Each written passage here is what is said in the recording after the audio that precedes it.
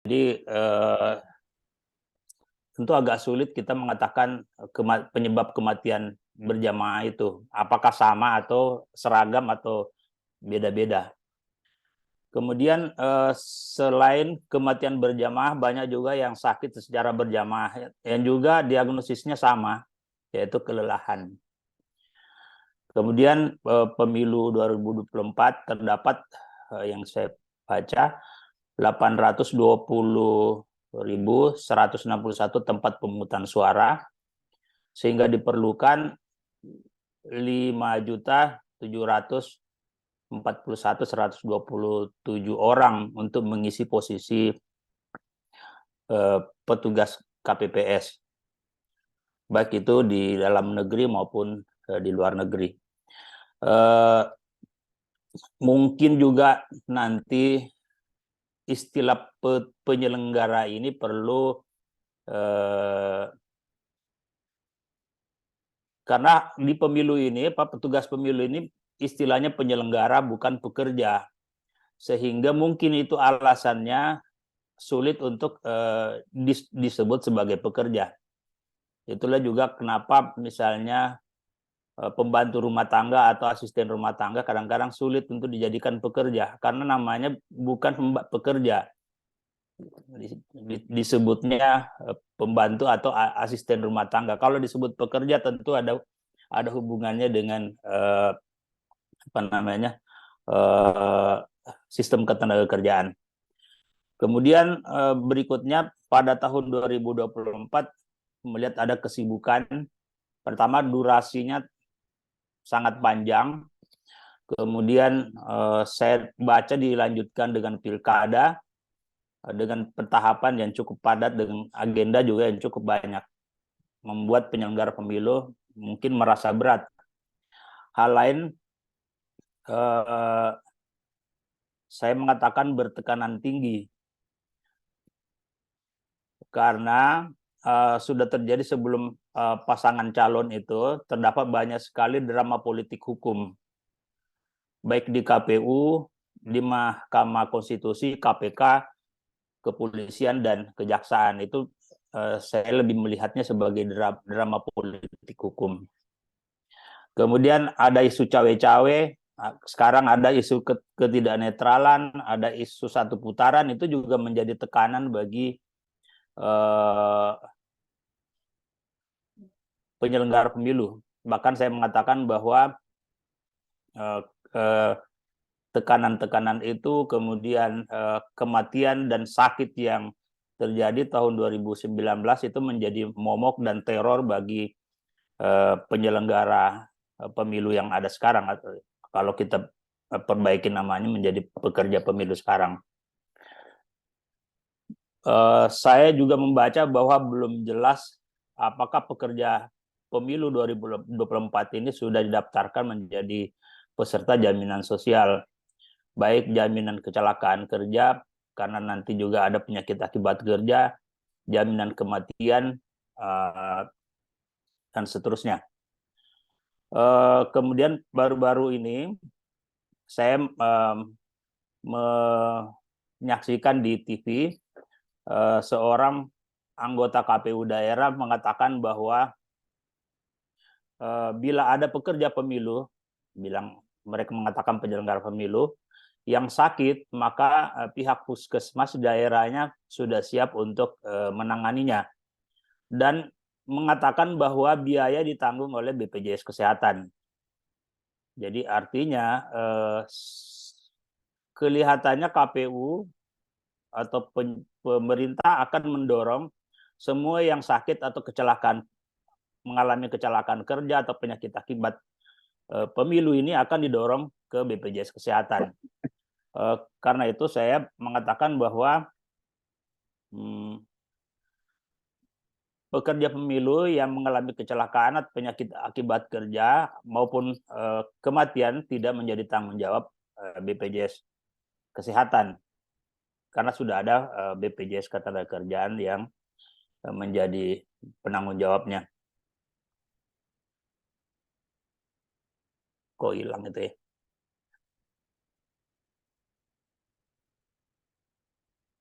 Kita turun.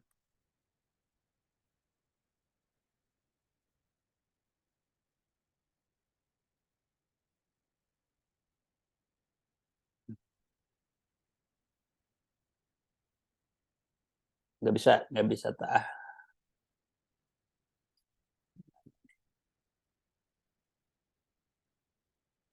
Tidak nyambung.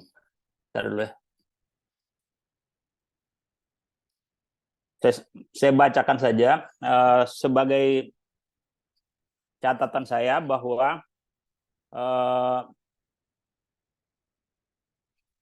karena itu petugas pemilu seharusnya diberi hak untuk mendapatkan pemeriksaan kesehatan sewaktu-waktu bila di fasilitas kesehatan yang telah disediakan oleh KPU dengan biaya yang ditanggung oleh negara. Jadi mestinya biaya itu tidak ditanggung oleh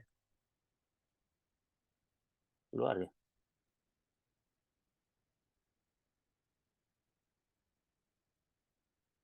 Apakah bisa didengar? Jelas, Pak. Ya, Jelas, Pak. Jelas, Pak. Jelas.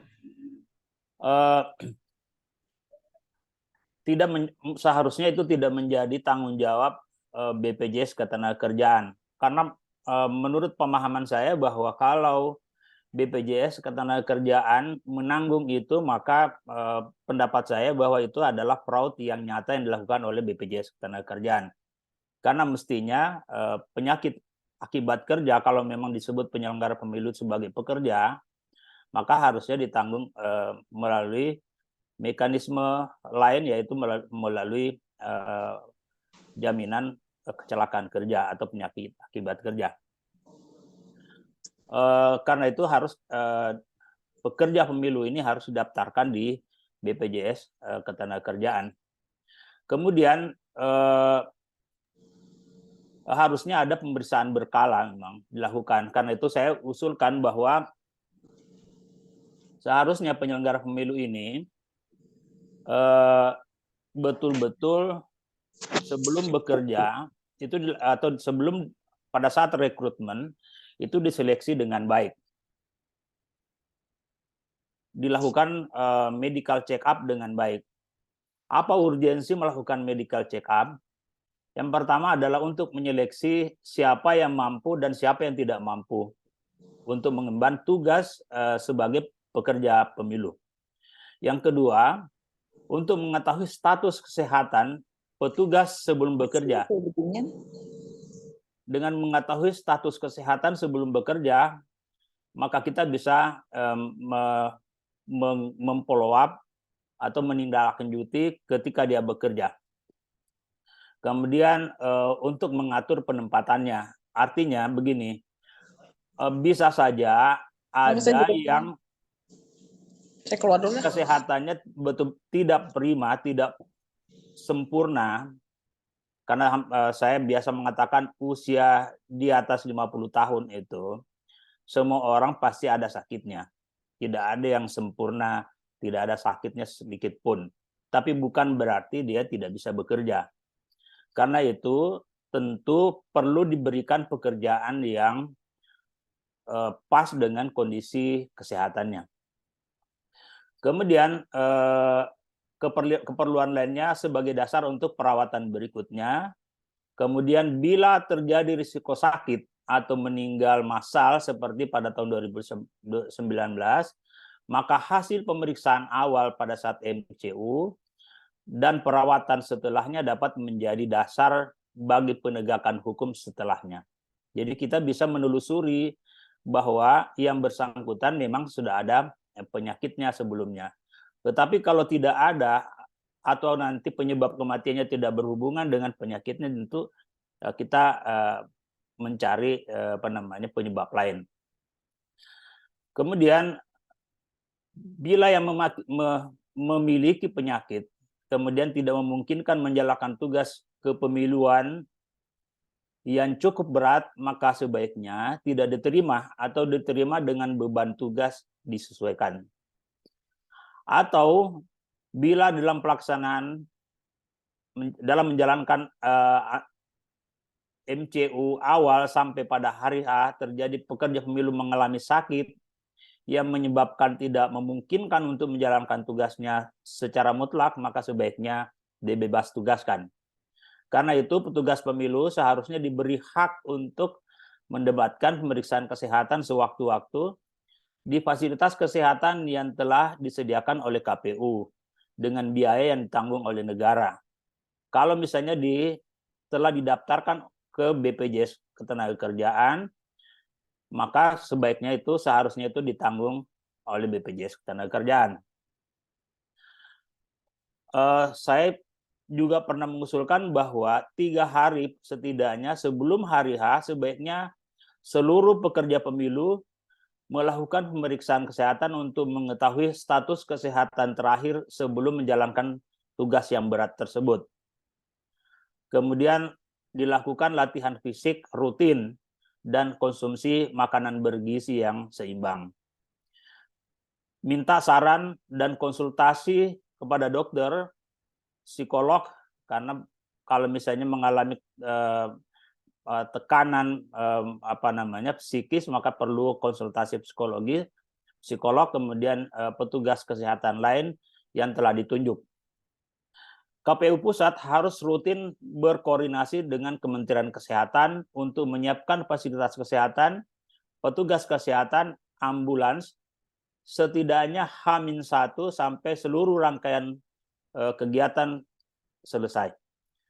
Setiap TPS memiliki nomor kontak pelayanan ambulans dan fasilitas kesehatan rujukan, terutama dalam keadaan emergensi yang dibiayai oleh negara atau dibiayai oleh BPJS Ketenagakerjaan.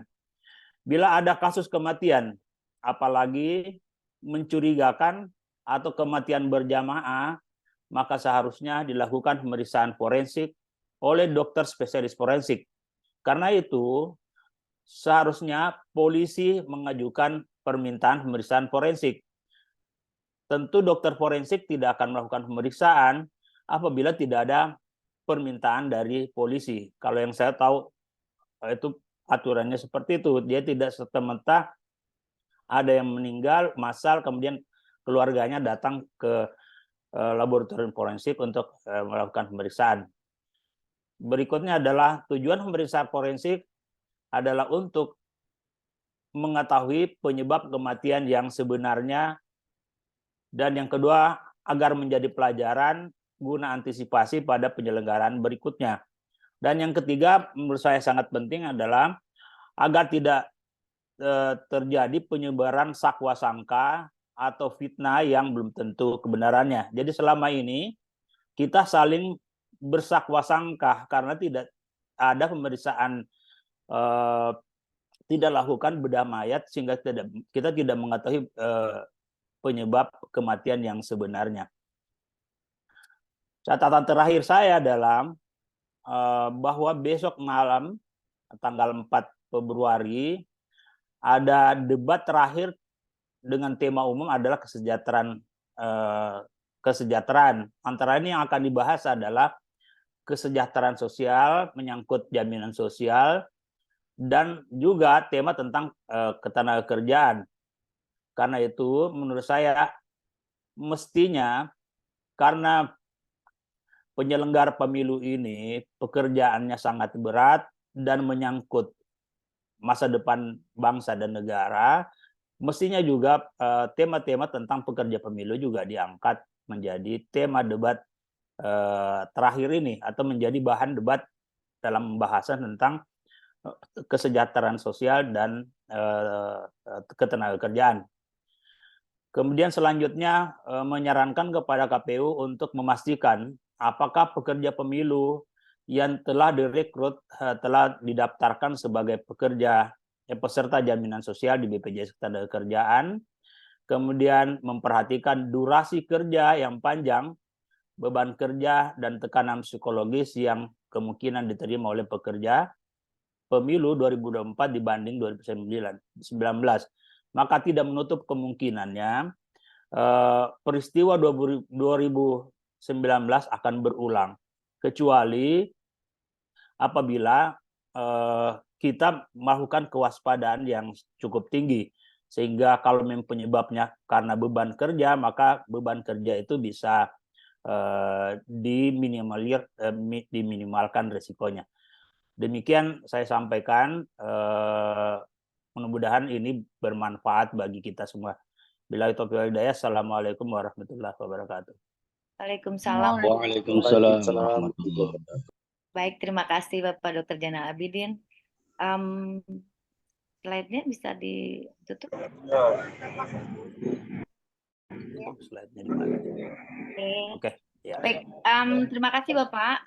Demikian Bapak Ibu peserta diskusi ini, ya, apa yang telah dipaparkan oleh Bapak Zainal dalam perspektif hukum kesehatan, karena memang beban kerja yang luar biasa dilakukan oleh pekerja penyelenggara pemilu, ya, dari mulai persiapan pemilu, kemudian pada saat hari H atau pelaksanaan pemilu sampai dengan setelah hari pemilihan umumnya, ya, mulai dari pemungutan suara dan lain sebagainya, bekerja sampai 24 jam, ya, kapan waktu istirahat dan lain sebagainya, sehingga begitu banyaknya resiko kesehatan yang harus mereka tanggung. Selanjutnya kita akan melanjutkan diskusi pemaparan yang kedua oleh Bapak Ahmad Ansyori, SHM Hukum, CLS. Beliau adalah ahli jaminan sosial. Beliau juga merupakan dosen Sekolah Tinggi Ilmu Hukum Gunung Jati di Tangerang, juga sebagai praktisi hukum. Akan menyampaikan dari perspektif BPJS Ketenagakerjaan, bagaimana jaminan-jaminan sosial yang harusnya didapatkan oleh para pekerja penyelenggara pemilu tersebut. Baik, kepada Bapak Ahmad Ansyori, saya persilahkan. Terima kasih Bu Dr. Holiness, Bu Ketua, Ibu dan Bapak yang saya hormati, Pak Dr. Zainal, hadir juga yang mulia Hakim Ad Hoc PHI, Pak Ari Lazwardi dari Kalimantan Selatan, rekan-rekan, saudara-saudara mahasiswa. Ya, titiknya jauh gitu ya. Dan penggiat advokasi jaminan sosial dari Forum Peserta Jaminan Sosial Indonesia. Senang sekali berkesempatan untuk berdiskusi kembali pada sesi ini, dan tadi Bu Ketua mengatakan relevan karena besok para capres kita akan mendiskusikan masalah ketenagakerjaan. Selama ini sering sekali jadi pertanyaan, mengapa tema ketenagakerjaan, lebih lagi tema tentang perlindungan jaminan sosial, sangat minim diutarakan dan dijadikan bahan diskusi dan pembentukan komitmen dari calon pimpinan negara. Ibu dan Bapak sekalian, kita dalam waktu 15 menit ini saya ingin share tentang bagaimana hak jaminan sosial, regulasi spesifiknya, dan lebih khusus lagi tentang bagaimana pekerja pemilu itu seharusnya mendapatkan kepastian perlindungan jaminan sosial. Ini beberapa catatan sangat banyak di berbagai media, khususnya yang elektronik. Apa tadi yang sudah dijelaskan oleh Pak Dr. Zainal, bahwa lebih dari 800 orang meninggal dunia, 5.000 lebih sakit pada waktu yang relatif bersamaan, yakni penyelenggaraan pemilu di 2019. Ada yang memang mendapatkan santunan, ada yang tidak mendapatkan, hanya lebih kepada belas kasihan. Dan ditengarai juga bahwa pemilu serentak di 2024 ini bisa mengulangi kematian massal panitia pemilu. Bahkan yang fotonya ada di tampang di paling kanan kita ini juga ternyata meninggal dunia juga begitu. Nah, bagaimana peran hukum ketenagakerjaan itu otokritik untuk kita dan untuk Indonesia. Pada dasarnya setiap orang itu berhak untuk mendapatkan perlindungan jaminan sosial. Dan itu adalah hak konstitusi yang tertera di dalam Undang-Undang Dasar kita, di mana pada pembukaan Undang-Undang Dasar kita di alinea keempat bahwa tujuan Indonesia dibentuk itu adalah untuk melindungi segenap bangsa Indonesia dan seluruh tumpah darah Indonesia, kemudian memberikan kesejahteraan umum.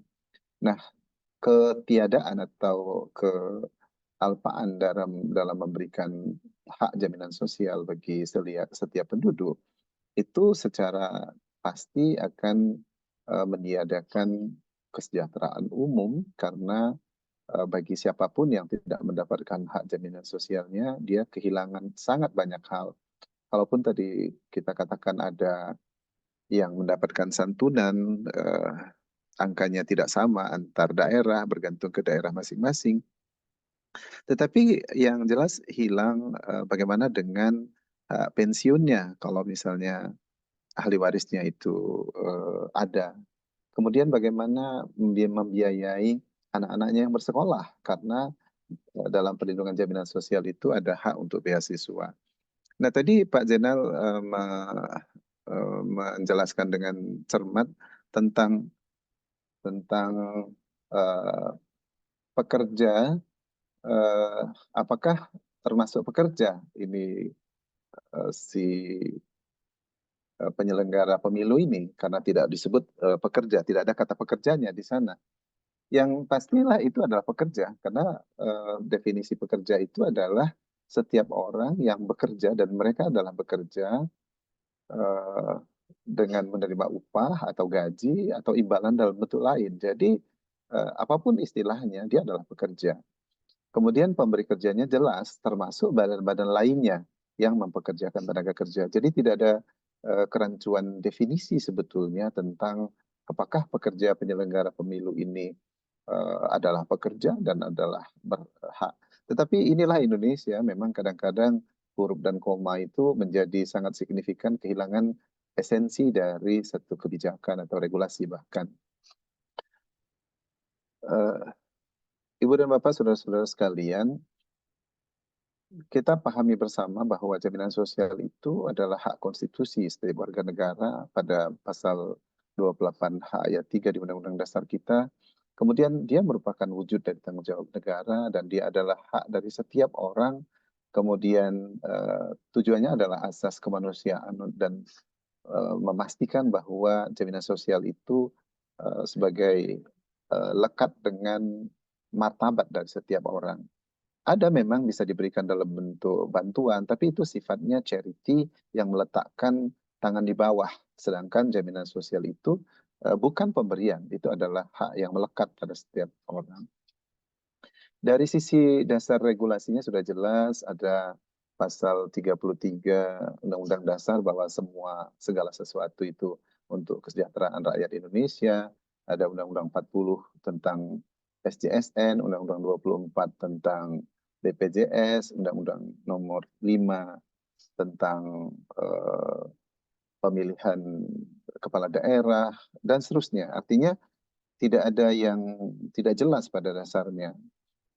Nah, regulasi jaminan sosial itu kalau kita konstruksikan dalam bentuk struktur, maka kita akan melihat bahwa Undang-Undang Dasar itu sebagai payungnya. Tadi saya katakan pasal 28H ayat 3. Kemudian secara teknis ada Undang-Undang 40 tahun 2004, Undang-Undang 24 2011, yang kemudian berkembang ada Undang-Undang nomor 4 tahun 2023 tentang P2SK, lalu ada Undang-Undang nomor 6 tahun 2003 tentang Undang-Undang Cipta Kerja yang juga memuat, mengubah, menambah hal-hal yang menyangkut pengaturan jaminan sosial. Technically ada PP 44 tahun 2015, ini yang sudah memberikan elaborasi sangat sederhana, bahkan siapapun juga, apapun pekerjaannya, kerja serabutan sekalipun, maka dia dapat menjadi peserta jaminan sosial. Bahkan kalau kita bicara tentang kerja serabutan, risikonya lebih besar daripada orang-orang yang bekerja di industri. Tadi Bu Ketua menyindir tentang instruksi Presiden nomor 2 tahun 2021 itu tentang optimalisasi pelaksanaan jaminan sosial. Nah, programnya apa saja disinggung tadi, jaminan kesehatan, lalu ada jaminan kecelakaan kerja, jaminan kematian, jaminan hari tua, jaminan pensiun, dan jaminan kehilangan pekerjaan. Di jaminan kesehatan ada 21 hal yang tidak ditanggung. Yang tidak ditanggung itu adalah termasuk kecelakaan yang disebabkan karena pekerjaan atau penyakit akibat kerja. Artinya, tadi Pak Jenderal mengatakan ini fraud kalau JKN dalam hal ini BPJS Kesehatan memberikan layanan, mereka akan dijadikan temuan. Mengapa? Bukan soal tidak berpihak kepada kemanusiaan, tetapi karena itu porsinya by law itu diatur di undang-undang tersendiri. Nah, tadi saya katakan jaminan kematian bagi yang 800 lebih yang meninggal dunia. Itu tidak cukup misalnya, diberikan 16 juta begitu, seolah-olah negara sudah berbuat begitu banyak kebaikan begitu. Di mana tanggung jawab negara, tanggung jawab kepala daerahnya? Saya ada diskusi dengan satu Pemda di Banten. Dia katakan kode akunnya tidak ada, katanya. Anggarannya itu tidak diperuntukkan untuk itu. Tapi tapi bukankah Undang-Undang Dasar kita menetapkan dia adalah hak dari setiap orang, setiap pekerja? Paling tidak bisa diberikan misalnya secara mandiri misalnya, atau dialokasikan dari budget lainnya. Karena apa? Karena ini hak di satu sisi, dan kemudian prakteknya sudah terjadi banyak peristiwa yang mengakibatkan kerugian bagi masyarakat. Salah satu yang juga harus dijadikan perhatian bagi pemerintah, bagi negara adalah apabila seorang pekerja kemudian mengalami cacat total tetap atau meninggal dunia, maka akan kehilangan sumber nafkah, maka keluarga itu akan masuk dalam kelompok kategori masyarakat miskin. Dan itu berpotensi meningkatnya gangguan sosial, gangguan keamanan.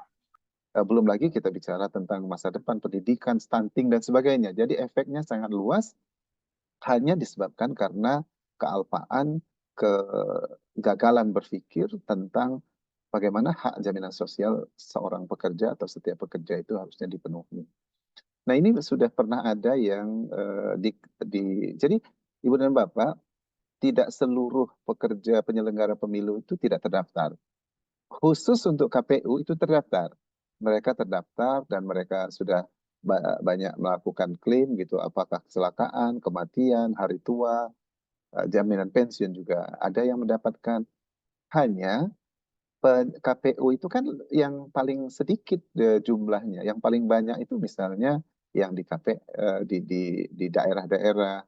Ini contoh angka yang kita ambil, tapi pada data yang lampau ada 920 di antara 923.402 orang ya pada waktu itu. Tadi Pak Zainal mengatakan berapa juta begitu ya.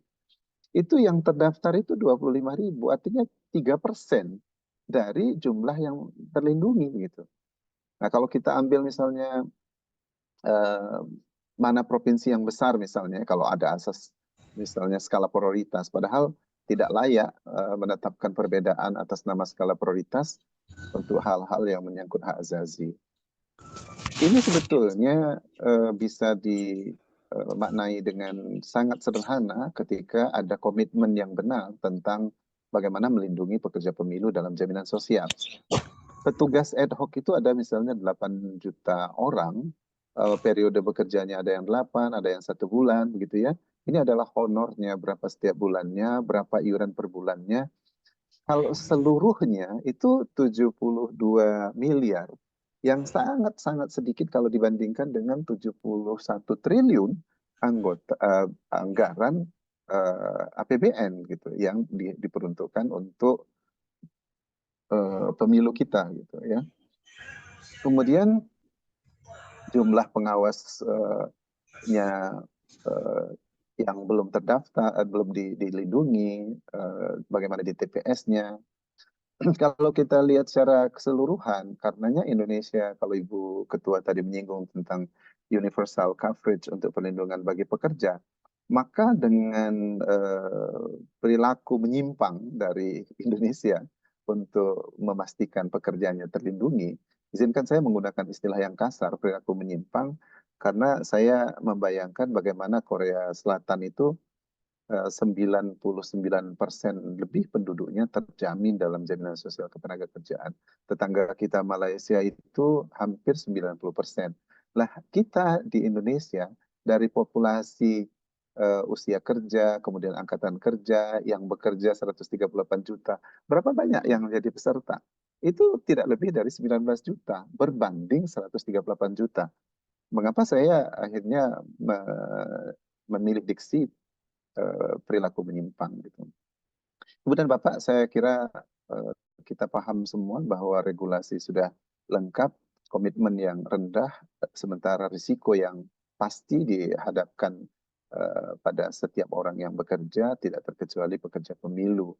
Tadi situasi saat ini yang lebih besar tekanan bagi pekerja pemilu seharusnya mendorong kita semua. Tetapi paling tidak harapan saya kita Ibu dan Bapak khususnya para praktisi termasuk para pengajar, mari kita menempatkan diri untuk memberikan literasi dan mengadvokasi apabila nanti pada pemilu 2024 ini terjadi musibah-musibah berjamaah istilah Pak Dr. Zainal tadi yang merugikan hak asasi penduduk Indonesia.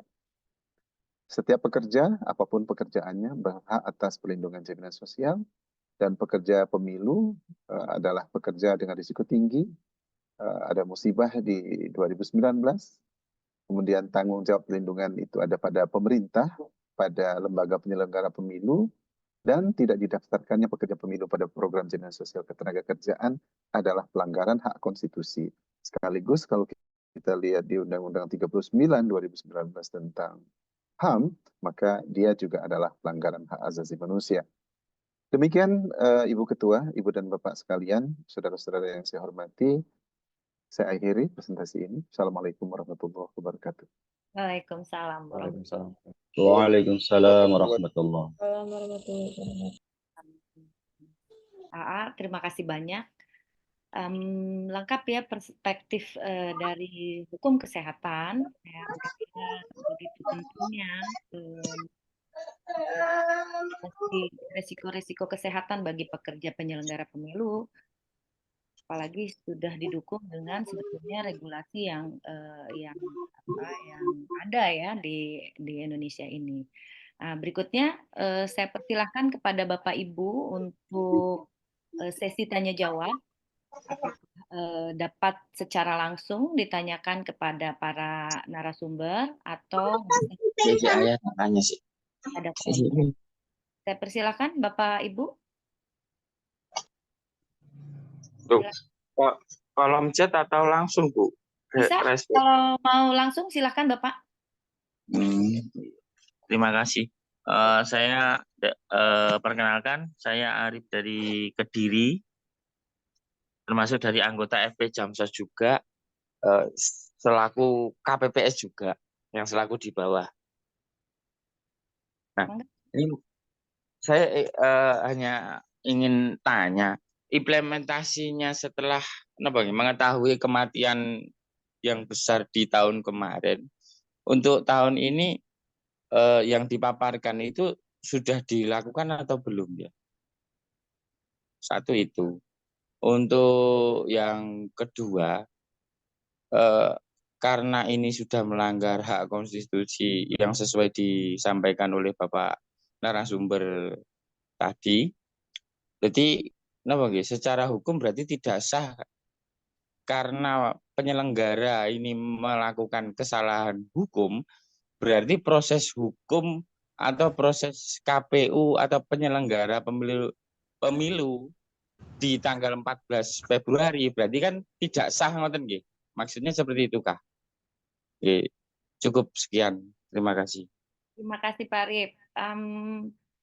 Kepada narasumber mau dikumpulkan dulu pertanyaannya atau mau langsung dijawab Pak Jenal dan Pak Ansyori? Ya, terima kasih Bu Ines. 3 dulu dan izin kepada teman-teman yang mau berdiskusi bisa diadres kepada siapa jika itu bisa, atau bisa juga pada kedua-duanya misalnya begitu, tapi supaya lebih spesifik. Silakan dilanjut. Baik, terima kasih Pak Ansyori. Boleh Pak? Pertanyaan saya dari mahasiswa Sekolah Tinggi Ilmu Hukum Gunung Jati. Mangga Pak Rashid. Mohon bertanya dengan Pak dosen Pak Ansori tadi mengenai meninggalnya para petugas ya, pada saat penyelenggaraan pemilu. Nah, sebenarnya kan berita yang kita dengar, masyarakat dengar selama ini meninggal begitu saja, tapi tidak ada transparansinya antara pemerintah gitu kan dengan keluarga yang meninggal ini. Apakah anak-anaknya diberikan santunan, jaminan untuk sekolah mereka terhadap petugas KPPU ini. Nah, kasihan juga mereka ini.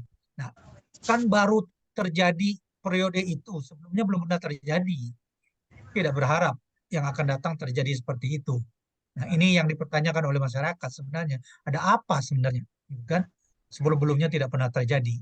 Nah, ini bagaimana pertanggungjawaban dari sisi misalnya penyelenggara jam sostek atau pemerintah terhadap keluarga si korban ini. Terima kasih, Pak. Baik, terima kasih Pak Rashid.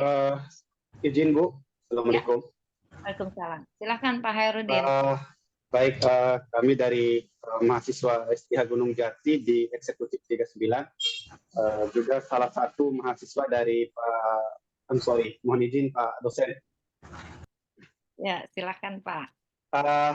Pertanyaan saya yang pertama saya ingin Lanjut, tunjukkan Pak, kepada ya Pak Dokter Zainal.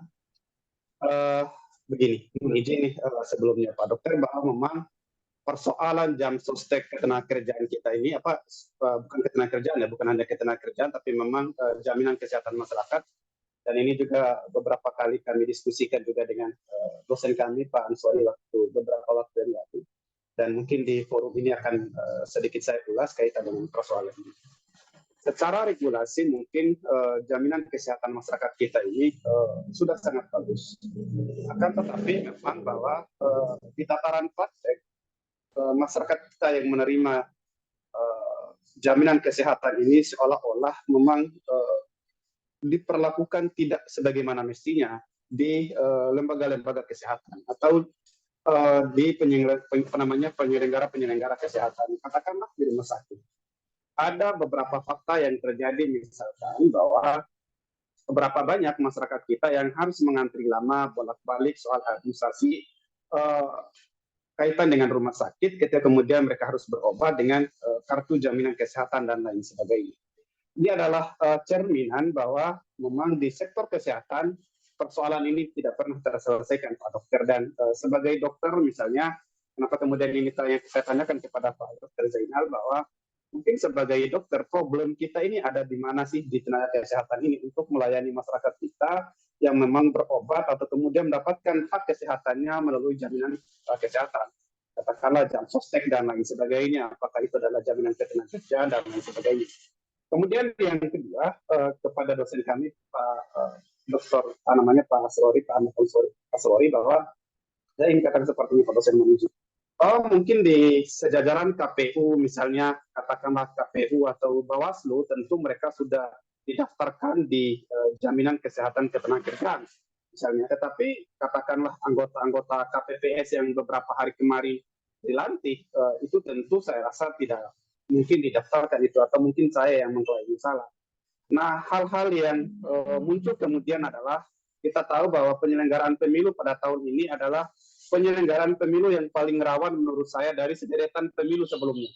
Mulai dari drama pemilu, drama politik yang luar biasa masif, nah akhirnya akan berpengaruh secara runtun kaitan dengan tenaga yang akan dikeluarkan oleh penyelenggara pemilu, misalkan dalam ini adalah KPPS dan lain sebagainya. Artinya begini Pak dosen, bahwa persoalan ini adalah persoalan yang sering kali kita diskusikan, dan ini adalah melanggar hak konstitusional setiap warga negara. Pertanyaan saya konkret bahwa bagaimana kalau kemudian terjadi hal yang serupa di tahun 2019, terjadi kembali di tahun 2024 ini, negara ini harusnya bertanggung jawab seperti apa Pak dosen? Mohon izin. Baik, terima kasih Pak Hairudin. Ini luar biasa ya mahasiswa-mahasiswanya Pak A. Terima kasih banyak. Selanjutnya saya persilahkan mana terlebih dahulu, dari Pak Jenal atau Pak Ansyori? Izin silakan Pak Zainal. Enggak. Silakan Pak Jenal. Baik, yang pertama dulu Pak Arif ada yang untuk saya saat poin pertamanya, yang keduanya kayaknya ke Pak Ansori tentang implementasi setelah diketahuinya kematian 2019 dan apa yang dilakukan sekarang tahun 2024. Saya tahu bahwa hanya membaca di media saja bahwa tahun 2024 ini rekrutmennya sudah saya dengar bahwa telah melakukan pemeriksaan kesehatan sebelumnya. Tetapi saya tidak tahu seberapa sungguh-sungguhnya pemeriksaan kesehatan itu dilakukan. Kan kalau kita belajar dari menjadikan peristiwa 2019 itu sebagai suatu pembelajaran, maka semestinya medical check-up 2024 itu harus lebih ketat dibanding 2019. Artinya seleksi penyelenggara pemilu itu harus lebih ketat. Kalau itu kita jadikan pelajaran. Masa ada orang meninggal kompak begitu. Kemudian bagaimana dengan jaminan sosialnya? Kalau jaminan kesehatan kan sebetulnya hampir seluruh penduduk sudah ada jaminan kesehatannya. Tetapi kan yang kalau Pak Ansori sudah memastikan tadi bahwa itu adalah pekerja, apapun namanya, walaupun saya sering mengatakan, ya saya setuju Pak Ansori bahwa soal diksi itu kadang-kadang orang Indonesia mempersoalkan nama berbeda, apa huruf sedikit itu akhirnya tidak ditanggung itu. Tetapi setidaknya saya ingin mengatakan bahwa juga pemerintah dalam penyelenggara negara juga tidak belajar dari 2019 terkait dengan jaminan sosial dari atau perlindungan sosial dari pekerja pemilu. Pada diskusi bulan Agustus tahun lalu, yang Pak Ansori juga sebagai narasumber, narasumber dari KPU mengatakan bahwa pemerintah seolah-olah pemerintah dalam hal ini Kementerian Keuangan ingin mengatakan bahwa tidak punya dana untuk mendaftarkannya. Dia hanya menanggung yang KPU dan yang tadi Pak Ansori sudah sampaikan, sehingga KPPS ini atau pekerja pemilu ini sepertinya tidak punya anggaran, tidak ada mata anggarannya. Artinya apa? Saya mengatakan bahwa memang pemerintah tidak belajar dari 2019. Dia tahu tapi tidak belajar. Karena kalau dia belajar dengan baik, maka dia akan menyediakan anggaran untuk 2024 ini. Seberapapun besar anggaran itu. Kalau dana bansos pemilu aja bisa besar, tadi Pak Ansori sudah hitung tidak sebesar dari dana bansos pemilu sekarang yang dibutuhkan untuk jaminan sosial dari pekerja pemilu ini. Padahal ada pemilu ini karena juga nanti terlaksana karena ada pekerja pemilu ini atau KPPS ini. Hal berikutnya yang ditanyakan Mas Hairudin tentang jaminan kesehatan yang disampaikan sudah bagus, tetapi saya juga mengatakan memang dalam hal implementasi itu tidak selalu seperti yang apa yang ada di dalam narasi atau konsep atau regulasi yang ada. Yang sering dikeluhkan oleh masyarakat itu memang lebih banyak pada soal administrasi, karena memang ketentuannya seperti itu. Misalnya gini, yang saya sering dulu waktu di JSN turun ke daerah bersama Pak Ansori. Masyarakat sering mengeluhkan soal mereka minta dirujuk atau rujukan ke rumah sakit. Tetapi FKTP tidak ingin merujuknya karena aturan selama itu masih bisa ditangani di FKTP, tidak akan dirujuk ke sana, ke rumah sakit. Sesampai di rumah sakit nanti masih banyak aturan-aturan administrasi yang harus dibutuhkan. Menurut saya sejak dulu bahwa mestinya itu tidak menjadi urusan rumah sakit. Karena yang punya peserta adalah BPJS. Nah, karena di BPJS itu biasanya ada perwakilannya di rumah sakit, mestinya urusan itu selesai di BPJS-nya. Jadi tidak menjadi urusan rumah sakit. Urusan rumah sakit adalah menyelenggarakan pelayanan kesehatan, bukan menyelenggarakan mengurus soal-soal administrasi dari peserta BPJS. Karena itu adalah mereka membayarnya ke BPJS, bukan membayar langsung kepada rumah sakit. Jadi pemilik dari peserta itu adalah BPJS itu sendiri. Karena itu sering dikeluhkan oleh masyarakat ketika ke rumah sakit. Belum lagi minta lagi fotokopi KTP. Padahal katanya KTP kita sudah online tidak perlu difotokopi karena itu bisa. Sekarang minta fotokopi misalnya 3 lembar, ngapain ada fotokopi KTP kalau KTP kita sudah digitalisasi begitu. Jadi menurut saya juga kadang-kadang ada banyak pekerjaan yang mubazir yang tidak penting. Tapi akhirnya rumah sakit minta karena dipersyaratkan seperti itu. Saya kira itu yang saya sampaikan sebagai penjelasan singkat dari pertanyaan Mas Hairudin. Tetapi saya kira ke depan kita tetap harus memperbaiki pelayanan kesehatan ini. Dan terakhir yang saya ingin sampaikan bahwa khusus untuk pemilu, mestinya KPU itu bekerja sama dengan fasilitas kesehatan. Kalau perlu bikin MOU sehingga jelas kalau ada petugas pemilu atau pekerja pemilu yang sakit atau apapun sebab penyakitnya, maka langsung dirujuk. Jadi itu tadi saya sampaikan, maka harus ada nomor, kalau emergensi harus ada nomor kontak ambulans yang diberikan kepada TPS.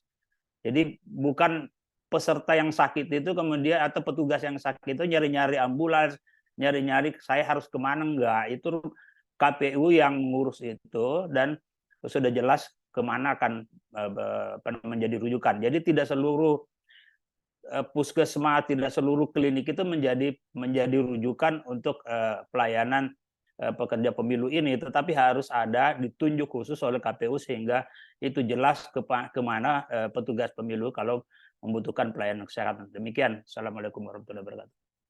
Waalaikumsalam warahmatullahi wabarakatuh. Terima kasih Pak Jenal. Berikutnya silakan kepada Pak Ansori.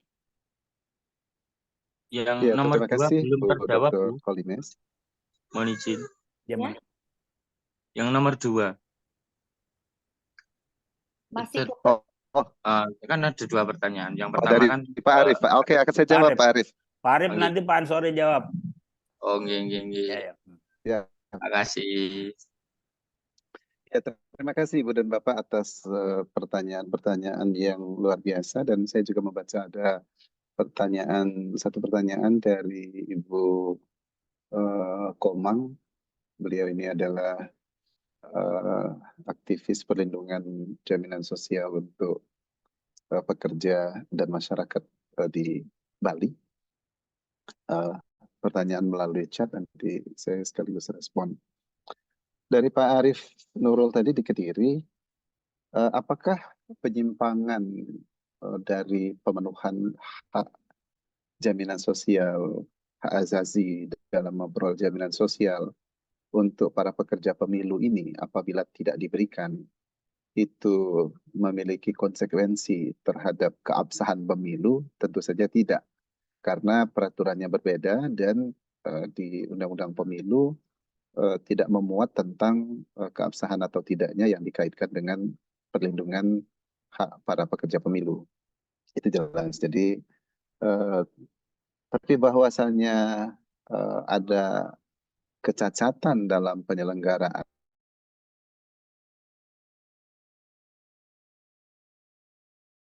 ya dalam konteks cacat.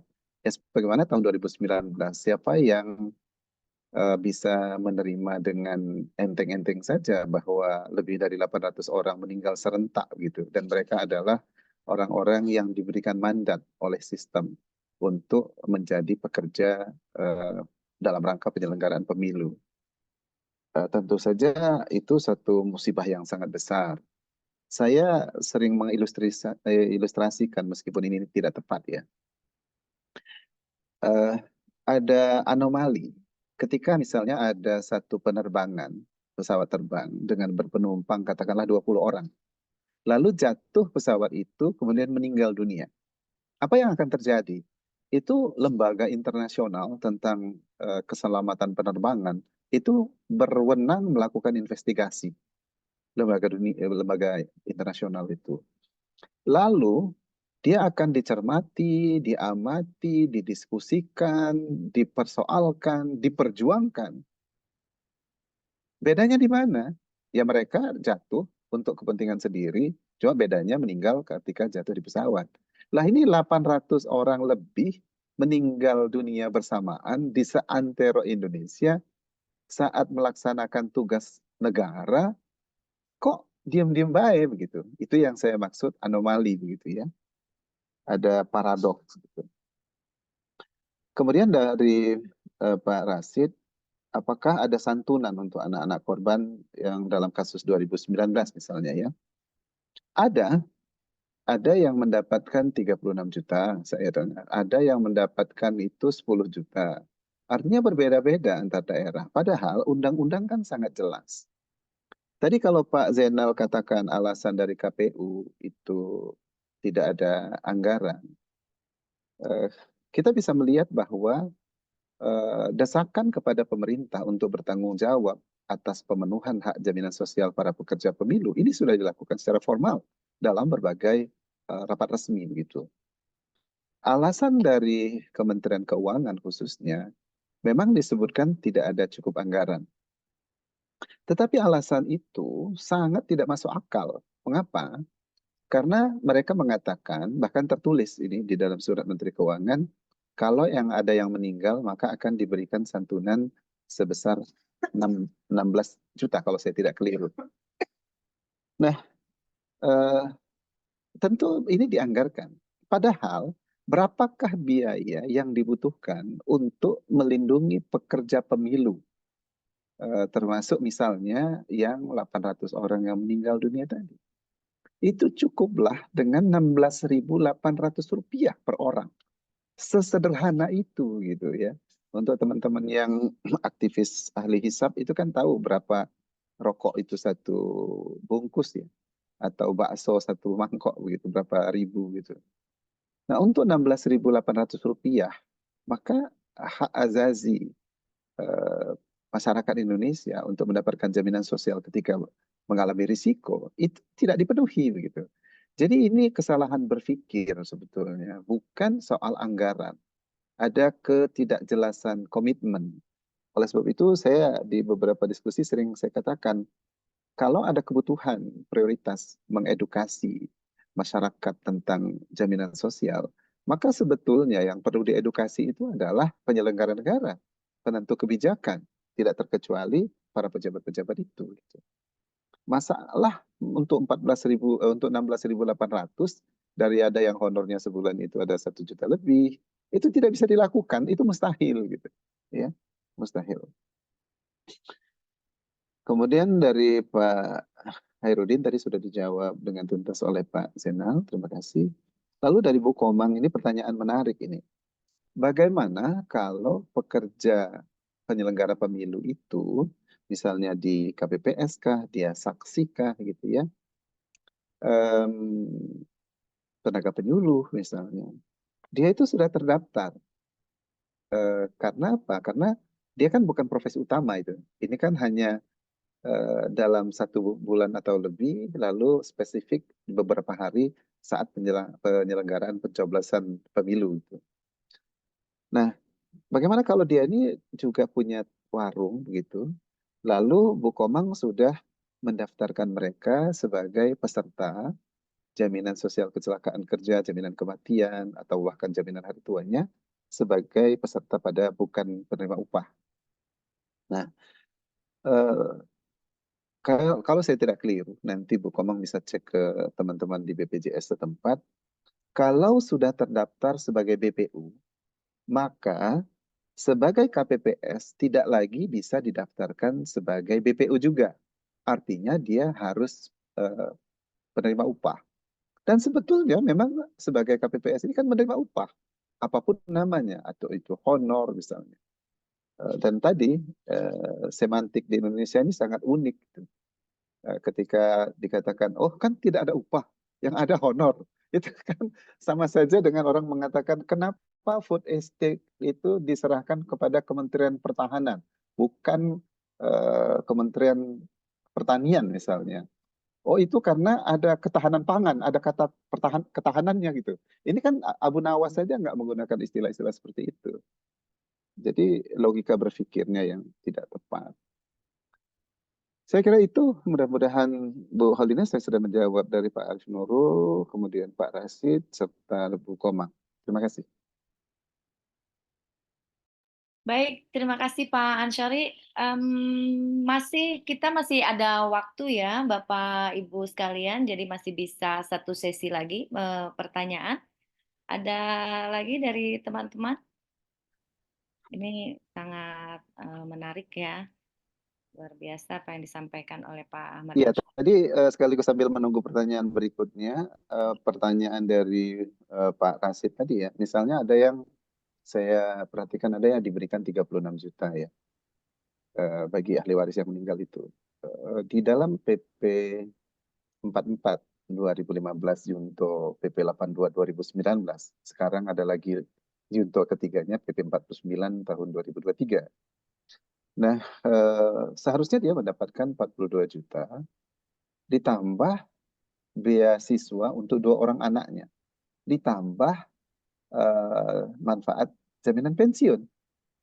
Nah, jadi kerugian yang luar biasa begitu. Bagaimana manfaat jaminan pensiun berkala bulanan itu menjadi hilang. Katakanlah misalnya istrinya masih berusia panjang sampai 30 tahun.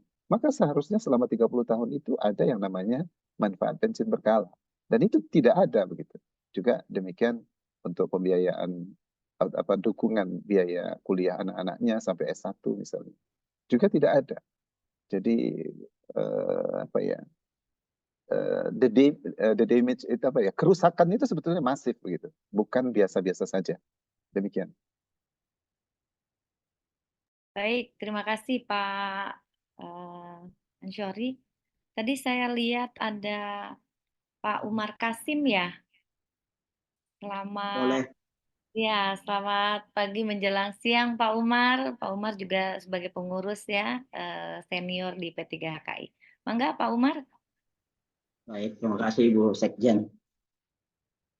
Assalamualaikum warahmatullahi wabarakatuh.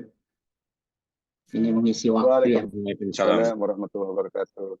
Pak Umar, apa kabar? Baik, alhamdulillah sehat Pak dosen.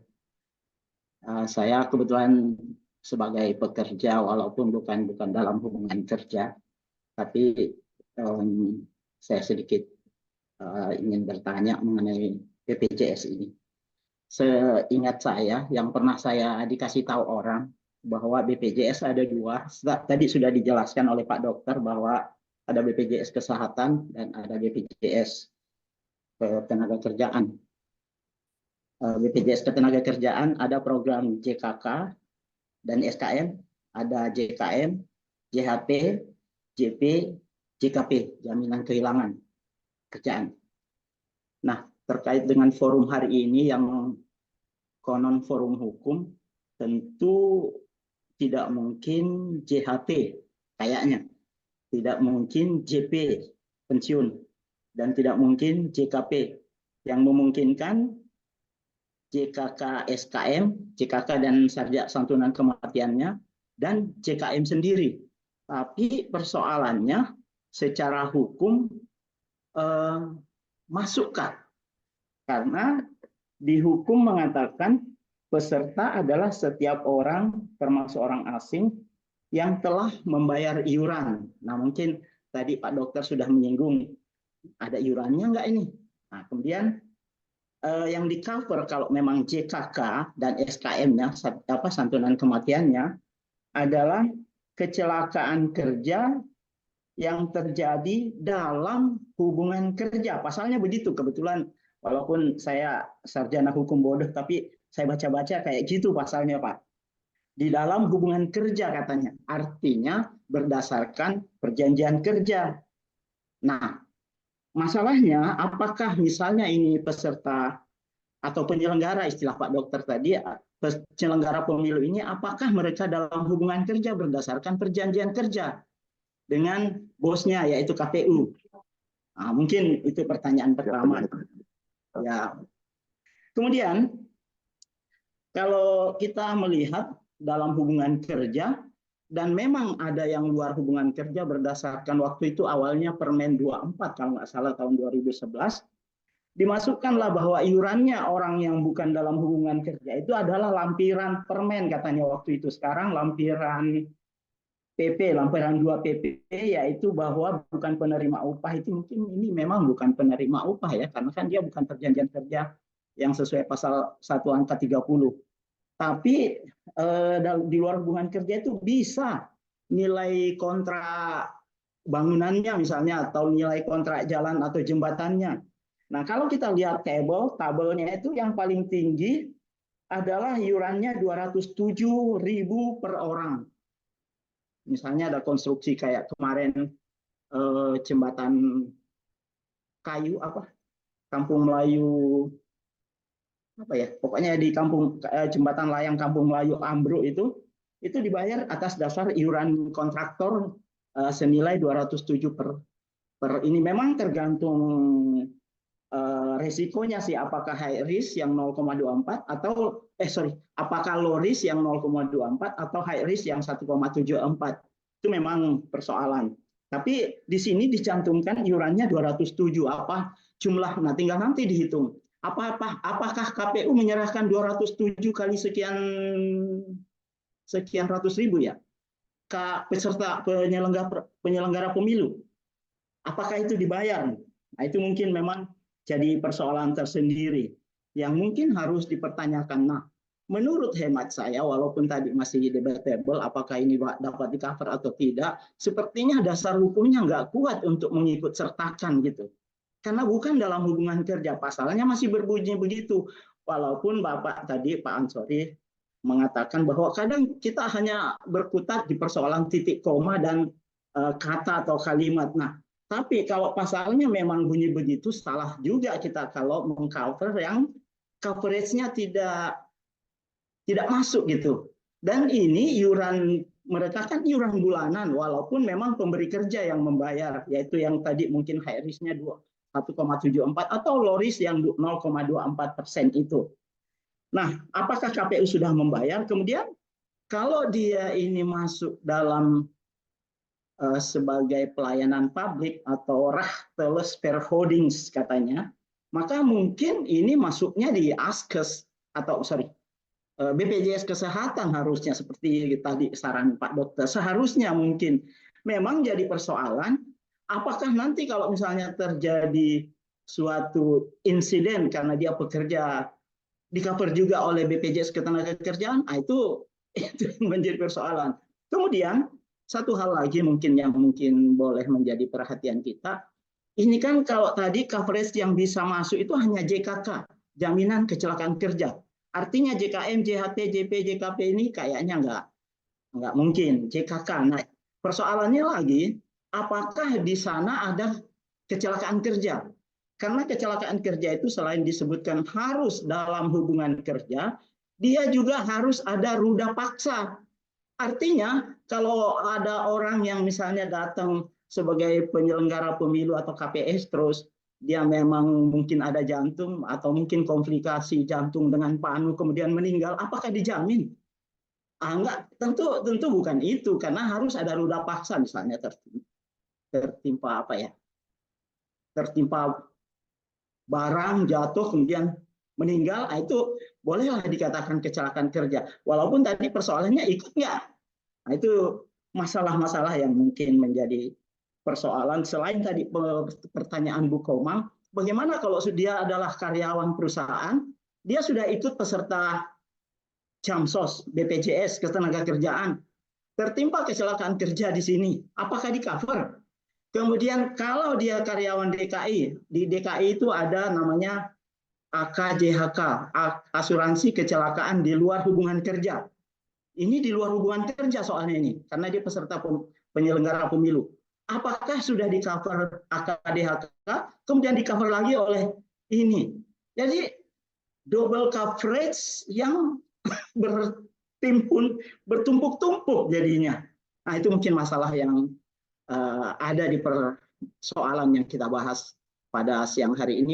Mudah-mudahan, kebetulan saya orang bodoh, siapa tahu ada pencerahan dari Bapak para narasumber, dari Pak Dokter dan Pak Ansori. Assalamualaikum warahmatullahi wabarakatuh. Waalaikumsalam warahmatullahi wabarakatuh. Terima kasih Pak Umar, pandangan dalam perspektif yang lain ya. Silakan selanjutnya ada lagi?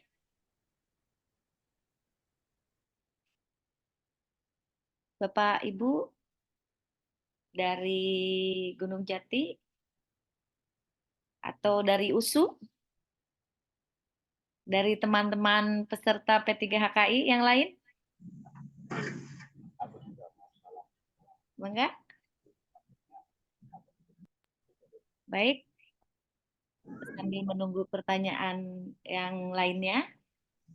Enggak, Pak Ansori, ini apakah memang pekerja penyelenggara pemilu itu poinnya ya yang disampaikan oleh Pak Umar, memang dalam hubungan kerja atau dalam hubungan kerja ini? Karena memang kalau definisi pekerja, mereka adalah pekerja, hanya tinggal ya. Kemudian jaminan-jaminan sosialnya yang melekat dengan status hubungan kerjanya, apa enggak? Pak Ansori? Ya, satu kehormatan kepada Pak Dr. Zainal dulu, barangkali mau memberikan tanggapan kepada Pak Dr. Umar Kasim ini. Baik. Pak Dokter. Ini beliau berdua ini sama-sama dari wilayah timur ini, mutiara dari timur ini. Baik, nanti lebih banyak nanti dijawab oleh Pak Ansori dari pertanyaan Pak Umar tadi. Kalau ditanya apakah pekerja pemilu itu digolongkan mempunyai hubungan kerja, tadi Pak Ansori sudah mendefinisikan tentang pekerja. Jadi saya berkesimpulan bahwa itu termasuk memiliki hubungan kerja. Analoginya kan sama dengan teman-teman ASN dan TNI Polri. Mereka juga mendapatkan jaminan sosial sebagai pekerja. Jadi walaupun tidak dalam perjanjian kerja, tapi dia mendapatkan SK penugasan itu juga, dan dia menyetujui itu berarti juga menurut saya itu bagian dari hubungan kerja. Karena TNI Polri juga maupun ASN juga itu masuk dalam jaminan sosial, walaupun sampai sekarang itu masih belum bermigrasi atau hijrah ke BPJS.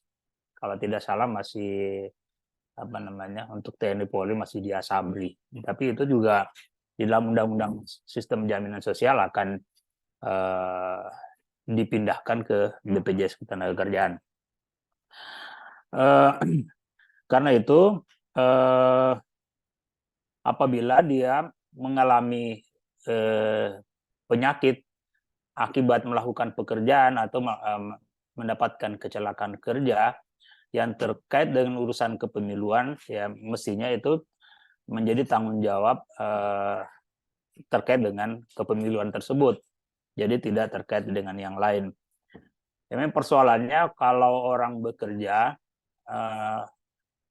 rata-rata orang bekerja dalam sehari cuma 8 jam per hari, ya 7 jam. Tetapi bagi pekerja pemilu itu, tadi moderator dan ketua umum sudah menyampaikan bahwa pekerjaannya kadang-kadang tidak terikat waktu, kadang-kadang bekerja sampai 24 jam. Bahkan saya membaca bahwa bekerja 24 jam, dan kalau belum selesai masih bisa ditambah lagi 12 jam berikutnya. Jadi itu artinya berjam-jam tanpa jelas kapan selesainya, sehingga waktu kerjanya tidak diperhitungkan dengan baik seperti dengan kalau kita bicara tentang ketenagakerjaan. Karena itu menurut saya selama pekerjaan itu berkaitan dengan urusan kepemiluan, maka itu bisa disebut dengan terkait dengan hubungan kerja. Tidak perlu ketimpa pohon, tetapi misalnya begini, dia mendapatkan tugas untuk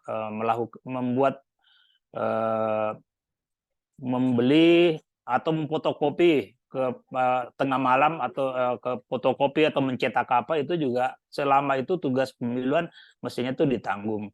Atau membeli makan di warung dengan jarak 5 kilo misalnya 10 kilo karena sudah malam, maka apabila dia kecelakaan, tabrakan di sana, ya itu mestinya masuk. Karena itu menurut saya ini sangat penting bagi kita, karena jaminan sosial baik JKK maupun JKM bagi pekerja pemilu ini bukan hanya terkait dengan dirinya. Ketika tidak bisa bekerja lagi, bukan lagi terkait dengan dirinya saja, tetapi Pak Ansori sudah menjelaskan terkait dengan ahli warisnya, terkait dengan beasiswa yang harus didapatkan, yang menjadi hak dari anak-anaknya. Dan kalau meninggal juga sama, terkait dengan ahli warisnya. Karena itu, ketika pemerintah hanya memberikan santunan biasa, kalau ada yang meninggal, ada yang sakit, tidak bisa bekerja, itu menurut saya tidak persis sama, karena itu merugikan hak-hak dari pekerja pemilu. Jadi itu yang tambah dari saya. Mungkin nanti Pak Ansori bisa menjelaskan lebih banyak terkait yang ditanyakan. Terima kasih. Baik, terima kasih Pak Dokter. Selanjutnya silahkan Pak Ansori. Ya, terima kasih Bu Holines, Pak Dr. Zainal, dan yang saya hormati Pak Dr. Umar Kasim. Beliau ini ahli hukum ketenagakerjaan yang sejak dahulu kala, gitu ya. Pak Umar Kasim, Ibu dan Bapak sekalian, memang kalau kita mengikuti penafsiran hukum, kan setidaknya kita kenalkan ada 6 model penafsiran hukum ya. Ada gramatikal, ada teologikal, sosiologis, kemudian ada sistematis logis, komprehensif, bahkan ada futuristis gitu ya. Itu dalam teori hukum. Sebagai praktisi saya lebih melihat pemahaman bahwa hendaknya hukum positif itu tidak boleh menjadi tiran atau menjadi tirani atas hak-hak masyarakat begitu. Banyak terjadi di bidang hukum ini sesuatu yang menjadi hak dasar kemudian menjadi tidak jelas atau tidak ada hanya karena pengaturan hukumnya yang belum lengkap. Itu banyak terjadi. Dalam jaminan sosial itu terjadi juga. Yang baru-baru ini saya tersadarkan bahwa ada kelemahan substantif dalam jaminan sosial ketenagakerjaan kita, di mana kalau ada pekerja yang meninggal dunia dan dia tidak memiliki ahli waris, maka di PP 45 dan juga di Permenaker nomor 5 tahun 2015 itu diatur bahwa pihak yang mengurus itu hanya mendapatkan biaya pemakaman saja. Padahal ini yang saya maksudkan bahwa hukum ketika dibentuk seringkali tidak mampu secara komprehensif menerjemahkan apa yang menjadi dasar dari hukum itu sendiri, yakni misalnya Undang-Undang Dasar yang sudah menetapkan bahwa setiap orang berhak atas jaminan sosial. Belakangan baru 2 bulan yang lalu saya sadari bahwa mengapa jaminan sosial ini seperti ini. Contoh yang saya maksud adalah seorang pastor karena dia tidak berkeluarga, maka kalau meninggal itu santunan kematian itu bukan 42 juta, tapi hanya 10 juta, yakni untuk biaya pemakamannya. Padahal dia kan ada komunitasnya, ada yang mengurusnya begitu. Nah, ini yang saya maksud bahwa hukum bisa saja, aturan hukum secara tidak sadar tidak mampu hukum itu menafsirkan secara komprehensif atas hal-hal yang secara mendasar ditetapkan di dalam konstitusi dasar gitu. Nah, kalau kita bicara tentang perjanjian kerja gitu ya, tapi prinsipnya itu adalah dia bekerja apa tidak? Dia bekerja gitu. Dia bekerja, adakah dia menerima upah? Bahkan dalam konteks jaminan sosial ini bukan soal hubungan kerja biasa.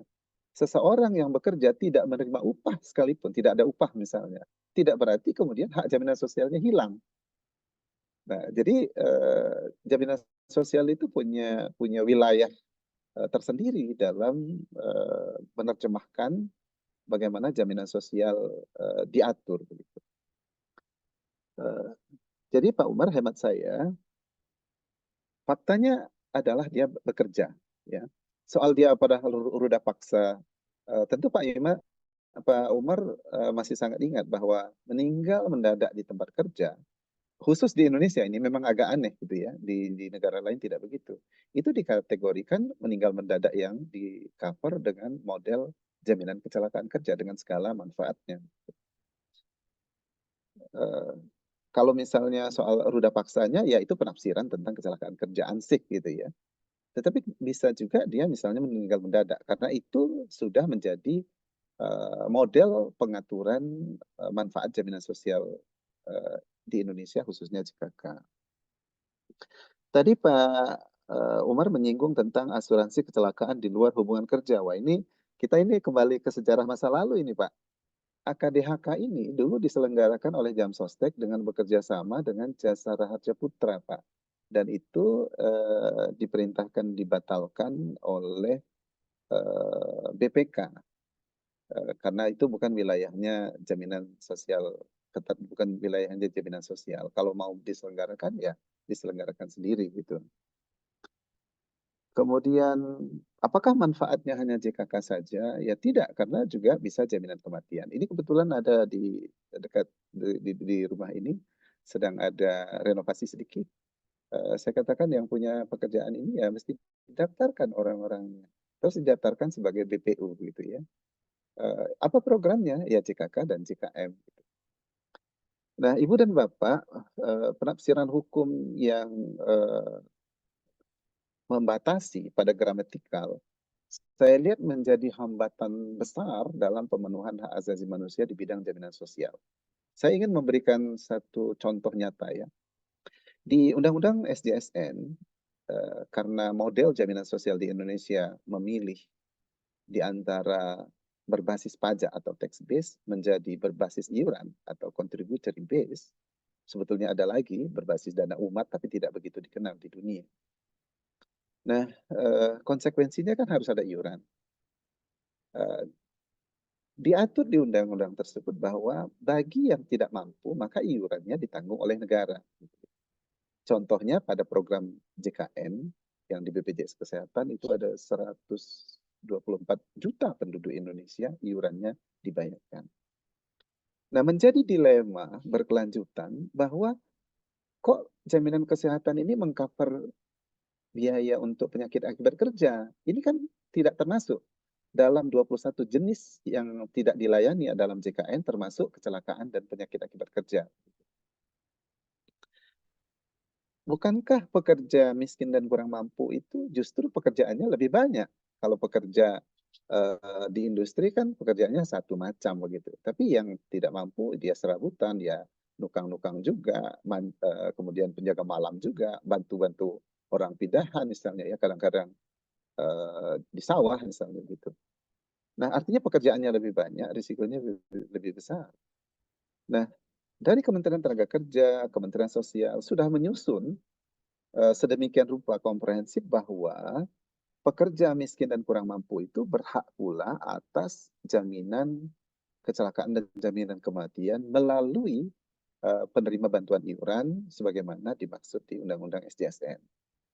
Tetapi untuk satu statement dari pejabat pemerintah tertentu, sementara yang lain sudah setuju, mengatakan bahwa, wah, kalau diberikan jaminan kematian 42 juta kepada masyarakat miskin dan kurang mampu karena dia bekerja dan lain-lain, ini bisa mendorong orang jadi bunuh diri. Hanya kesalahan berpikir itu saja, maka Indonesia kehilangan kesempatan untuk melindungi lebih dari 20 juta pekerja miskin dan kurang mampu. Nah, itulah yang saya harapkan khususnya para pengajar dan kawan-kawan praktisi tentu saja betul bahwa hukum menafsirkan dirinya secara tersendiri, tetapi kita tidak boleh juga menjadi tiran karena Undang-Undang Dasar kita memberikan kewenangan itu, hak tersebut. Kemudian undang-undangnya secara umum juga mengatur bahwa ada hak setiap orang, setiap warga negara, bahkan warga asing. Lalu kita membatasinya, oh mana perjanjian kerjanya? Nah, saya kira begitu Pak Umar Hasim. Terima kasih Pak. Baik, terima kasih Pak Ansori. Terima kasih Pak Ansori. Ya, Pak Umar. Ya, kopi ya. Oleh Pak Ansori dan Pak Jenal bahwa Ada ya. Pak Urip nih mau bertanya barangkali. Ya, insya Allah mau tanya ya. Saya mau tanya ya, mungkin ini pertanyaan saya kurang bermutu. Saya mau tanya ini loh, Bapak, BPJS karena di rumah sakit belum sembuh beneran itu sering pada dipulangin. Itu gimana itu Pak solusinya? Sekian dan terima kasih. Wassalamualaikum warahmatullahi wabarakatuh. Waalaikumsalam warahmatullahi wabarakatuh. Waalaikumsalam. Ini kan tidak ditujukan untuk Ketua Umum kan ya, kepada Pak Jenal ya. Mangga Bapak Dr. Jenal. Baik, memang pada bintang film suka ular tuh, itu punya tuh. Pak host bisa mute-kan host. Ya.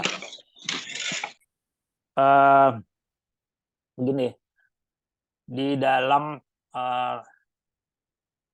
kita memang kadang pernah mendapatkan angin surga oleh teman-teman di DPR Komisi 9 mengatakan bahwa tidak boleh dipulangkan pasien itu apabila belum sembuh. Saya ingin sampaikan bahwa pasien yang stroke itu bisa dirawat sampai 1 tahun. Atau banyak pasien yang perawatannya sangat panjang dan untuk bisa sembuh. Sehingga itu kalau dirawat sampai sembuh, saya kira juga sembuh betul, termasuk juga orang yang fraktur atau patah tulang itu perawatannya bisa sangat lama. Sehingga kalau disimpan di rumah sakit terus-menerus, masalahnya panjang. Pertama juga belum tentu BPJS Kesehatan bisa membiayai perawatan rumah sakitnya. Itu bukan lagi sakitnya, tapi membiayai biaya rumah sakitnya di situ. Kemudian ada masalah lain yang bisa didapatkan oleh pasien di rumah sakit, yaitu teman-teman yang sering mendengar ada namanya infeksi nasokomial. Mendapatkan suatu penyakit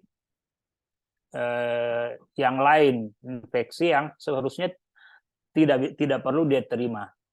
Karena kelamaan di rumah sakit itu bukan tempat beristirahat dengan baik. Dia bukan hotel, tetapi di sana banyak penyakit. Karena itu tidak harus sembuh betul baru pulang. Kemudian di dalam tata laksana pelayanan di dalam setiap penyakit itu sudah ada tata laksananya kapan seharusnya bisa pulang sehingga bisa rawat jalan. Jadi kalau dinyatakan sembuh betul memang sembuh 100% saya kira juga tidak seperti itu. Nah, persoalannya kadang-kadang pasien saya mengatakan teracuni dengan pernyataan-pernyataan politisi yang mengatakan bahwa harus sembuh 100% baru dipulangkan. Menurut saya itu tidak juga seperti itu. Dan kemudian kalau semua pasien yang perawatan lama itu disimpan di rumah sakit, juga ada hak pasien berikutnya untuk dirawat, dan itu mungkin dia sangat gawat, emergensi, tidak ada lagi tempat untuk perawatan bagi mereka karena sudah ditempati oleh pasien yang yang sudah melakukan masa rehabilitasi tetapi masih tetap dirawat di rumah sakit. Karena itu memang aturannya adalah dipulangkan dan kemudian sambil ada namanya rawat jalan. Saya kira itu yang ingin saya sampaikan sehingga nanti dokter juga mengikuti aturan-aturan yang juga dibuat oleh BPJS. Tetapi di dalam kedokteran juga tata laksananya sudah ada. Misalnya pasien untuk penyakit apa itu perawatannya itu sudah misalnya cukup 1 minggu, cukup 3 hari, itu ada. Bahwa nanti ada faktor-faktor lain yang menyebabkan lebih dari itu soal lain. Karena itu penyakit itu juga memang tidak bisa diprediksi betul kapan sembuhnya, kapan harus pulang. Tetapi di dalam penanganannya itu diatur seperti itu. Demikian.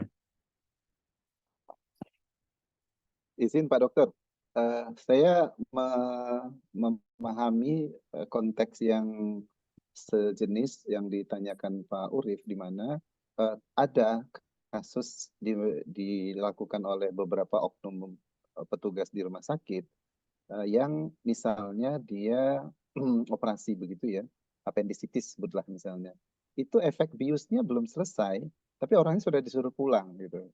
Nah, hal semacam itu ada quote unquote oknum rumah sakit yang melihat bahwa ini kalau cepat pulang maka ini selesai. Dan di BPJS Kesehatan kan ada istilah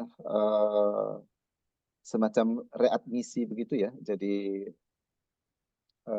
satu episode begitu yang satu orang masuk ke rumah sakit 2 kali untuk penyakit sejenis dan BPJS Kesehatan mengatakan oh ini harusnya satu kasus nih, orangnya belum boleh pulang. Saya sendiri pernah mengalami nih Pak Dokter, saya dampingi satu pasien, dia habis operasi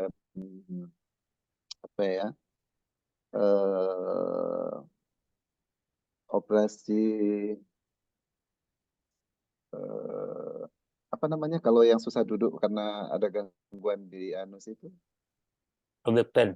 Nah, itu masih pendarahan, dipasang di hari kedua setelah operasi, dan pulangnya itu setelah operasi, sampai di luar pintu dari rumah sakit itu jatuh itu perban dan lain-lainnya dalam keadaan darahnya masih mengalir gitu. Nah, yang semacam itu memang ada Pak Dokter. Oke, saya kira itu kasus-kasus itu memang saya juga sering dapatkan Pak Ansori. Saya sering dengar, tetapi menurut saya yang begitu harus dikoreksi. Jadi BPJS juga sebagai pembayar harus menegurnya pihak rumah sakit dan menyampaikan kepada dokternya bahwa yang bersangkutan mestinya belum bisa pulang. Jadi walaupun misalnya mengatakan operasi untuk sakit ini dirawatnya 2 hari, tetapi kan perjalanan penyakit itu makanya itu ada sulit diprediksinya itu. Karena beda-beda setiap orang. Karena itu mestinya ada range waktu. Jadi tidak bisa disamakan, penyakitnya sama tapi setiap orang berbeda dalam menerima penyakit itu. Sehingga kepastian waktu yang sangat ketat juga sulit. Dan itu juga saya setuju kalau yang kayak gitu mestinya dokternya melihat dengan baik. Jadi tidak harus terpaku bahwa menurut aturannya harus pulang 3 hari atau 2 hari, itu mestinya tidak. Karena itu dokternya mesti cermat di situ. Jadi itu perlu disampaikan kepada dokter bahwa keputusan itu ada pada dokter sebetulnya. Jadi jangan pulangkan padahal Ya, dan yang terpenting mungkin belum Pak siap Dokter pulang. ya, advokasinya bila ada pasien yang mengalami hal tersebut, kan ada nomor kontak lapor dari BPJS Kesehatan. Sependek pengetahuan saya, segera BPJS Kesehatan menelusurinya, dan dalam banyak kasus kemudian pasien tersebut tertangani gitu, bila dia mengadu ke kontak senternya BPJS Kesehatan.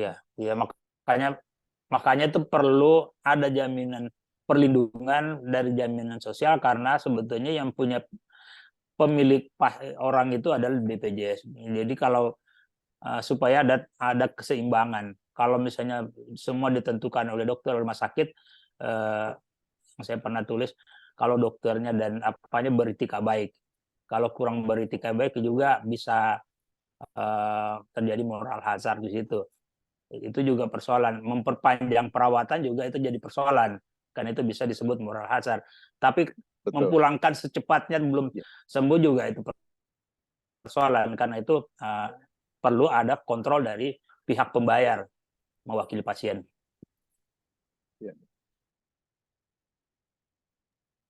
Baik, Pak Jenal, Terima kasih, Pak Ansori, mohon itu dalam prakteknya kita ya di masyarakat.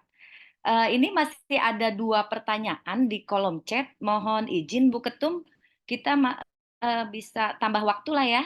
Iya, kita selesaikan nih pertanyaannya ya. Ada di kolom chat nih memang. Ada di kolom chat itu ada 2 pertanyaan ya dari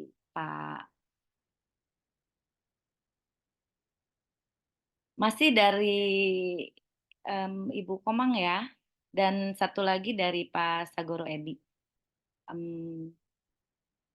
Mangga Pak Ansori. Baik, Bu Dr. Holiness, Ibu dan Bapak sekalian, meski sudah jam 11 sesuai schedule dari penyelenggara, tapi masih ada 2 pertanyaan dengan senang hati. Dari Bu Komang dari Bali, beliau bertanya tentang bahwa kenyataan di masyarakat jika sudah jadi peserta dan pada saat klaim lalu dicek bahwa yang bersangkutan itu saat didaftar tidak ada pekerjaan, maka tidak mendapatkan atau klaim jaminan kematiannya ditolak. Ini ada beberapa kasus yang sering terjadi. Nah, yang pertama, yang paling utama menurut hemat saya, teman-teman yang mendampingi, mengadvokasi hak jaminan sosial bisa mempersoalkan ini, setidak-tidaknya mempertanyakan mengapa badan penyelenggara mempersoalkan bahwa ketika daftar dulu dia tidak sedang bekerja begitu. Ini erat kaitannya dengan PP 44 tahun 2015, di mana badan penyelenggara diberikan kewenangan sekaligus hak untuk melakukan verifikasi data yang didaftarkan itu dalam 7 hari. Artinya, jika lebih dari 7 hari, maka sebetulnya badan penyelenggara tidak lagi berwenang mempersoalkan kepesertaan peserta yang bersangkutan bahwa waktu daftar dulu dia tidak sedang bekerja. Kemudian bisa juga didalilkan tentang kalau demikian, mengapa ketika orang pas berhenti bekerja lalu mereka mengambil jaminan hari tuanya, Anda dorong mereka untuk mendaftar dan Anda pungut iurannya. Bukankah waktu itu dia sedang baru berhenti bekerja? Jadi badan penyelenggaranya tidak konsisten. Nah, dalam hal ini kita semua hendaknya mengadvokasi, mendampingi pekerja dan ahli warisnya. Kemudian dari Pak Sagoro tentang hak jaminan sosial bagi petugas pemilu, apakah dia di KPPS, PPK, atau di KPU, ini harus diatur secara khusus begitu, bukan hanya JKK dan JKM, namun lebih luas, harus ada hak jam sosnya dari negara. Di antara mereka ada yang berstatus BPU, PPU, bagaimana bila mereka sebagai kepala keluarga mengalami sakit berkepanjangan atau meninggal dunia karena tugas sebagai KPPS misalnya. Bagaimana hak jaminan sosialnya, bagaimana dengan jaminan kehilangan pekerjaannya. Ya kan di penyelenggara pemilu itu kan kalau KPU dia kan berarti permanen begitu ya. Dia pekerjaan utamanya adalah KPU. Maka haknya hak jaminan sosial secara penuh. Ada perpres penahapan kepesertaan. Ini yang jadi pangkal persoalan ini Pak Sagoro. Pada tahun 2015 ada perpres yang mengatur bahwa tidak wajib didaftarkan seluruh pekerjanya dalam seluruh program, tetapi bisa parsial bergantung kepada kelompok ekonomi dari badan usaha itu. Kalau dia perusahaan besar, maka wajib sampai dengan seluruh programnya, 6 program. Kalau dia usaha mikro, maka boleh hanya JKK sama JKM saja. Nah ini juga memang banyak pihak, banyak pengamat, banyak ahli yang sudah mempersoalkan. Seharusnya sudahlah dia bekerja di sektor yang katakanlah lebih rentan, usaha mikro misalnya. Loh, kenapa dia diberi beban lagi? Sudahlah dia mikro, maka dia tidak mendapat pula hak-hak jaminan sosial program tertentu. Nah, solusi yang paling ideal sebetulnya adalah mencabut perpres ini. Karena perpres ini yang menjadi salah satu hambatan Indonesia dalam memenuhi perlindungan jaminan sosial untuk seluruh pekerja di Indonesia. Demikian Bu Dr. Holiness, terima kasih. Baik, terima kasih banyak Pak Ahmad Ansyari, luar biasa ya. Pak Sagor Edi, cukup ya. Baiklah Bapak Ibu sekalian, apa yang disampaikan oleh para narasumber hari ini mudah-mudahan betul-betul menginspirasi ya. Foto barengnya Bu Ines? Ya, sebentar Pak.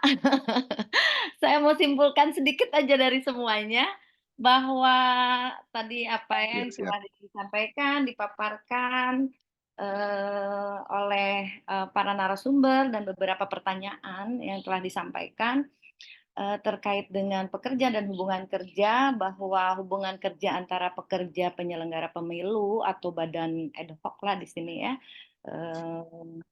dengan KPU sebagai pemberi kerja adalah hubungan kerja yang khusus yang diatur di dalam Undang-Undang Kepemiluan dan PKPU. Itu yang saya ambil ya dari ini, bahwa adanya hubungan kerja antara ini merupakan hubungan kerja yang khusus ya terkait dengan Undang-Undang Kepemiluan.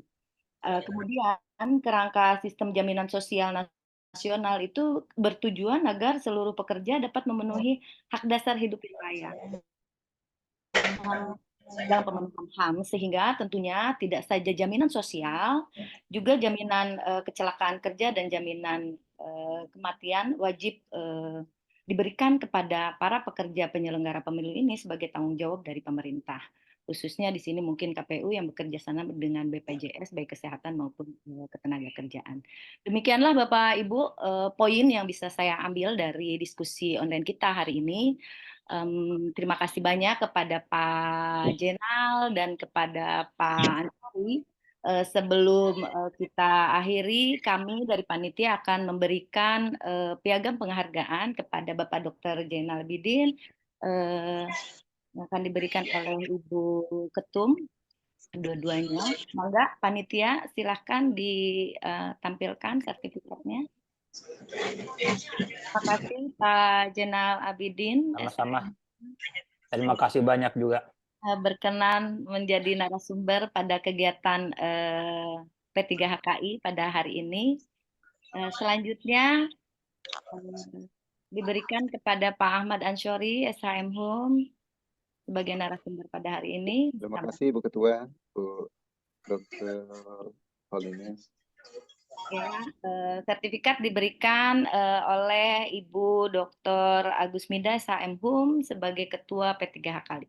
Demikianlah Bapak Ibu sekalian, alhamdulillah berakhir kita acara diskusi online P3HKI yang tetap insya Allah kami akan menyelenggarakan diskusi yang sama dengan tema-tema aktual ya setiap bulannya insya Allah kita programkan.